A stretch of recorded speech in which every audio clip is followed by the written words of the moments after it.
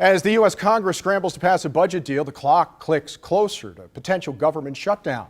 ABC News Channel 20's Kimberly Howard live in studio. And Kimberly, this would affect national parks, so obviously being here in Springfield, there are a few sites that would be affected here, no? Yeah, Vince, actually there's only one in our area, the Lincoln Home, which is maintained by the National Park Service. The site welcomes dozens of tourists each day, but all that would stop on Monday if Congress fails to reach a deal. Tourists have their fingers crossed.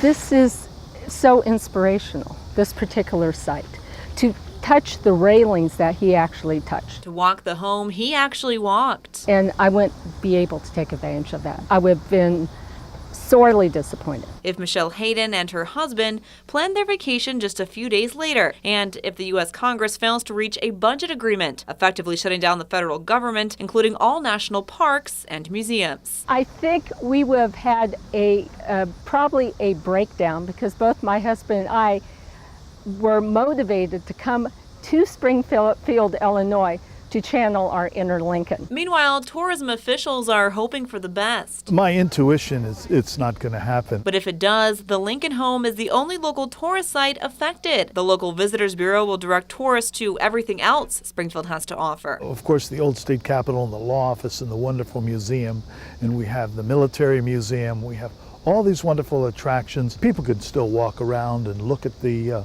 beautiful houses. But they won't be able to go inside. And for tourists like the Guineas, who came all the way to Springfield from Australia, that would be heartbreaking. It would be a shame if the site would close on a Monday and tourists and people would come and could not enter and appreciate the beautiful building and, more importantly, the history. And even if there is a government shutdown, what are considered essential services would continue. That means the U.S. Postal Service will still be delivering mail, including Social Security checks, and it's work as usual for members of the military, air traffic controllers, the FBI, and the TSA. Vince? Thank you, Kimberly. We'll have much more on what raising the debt ceiling could mean for our country, as well as the effects of a potential government shutdown. That's coming up in just a few minutes.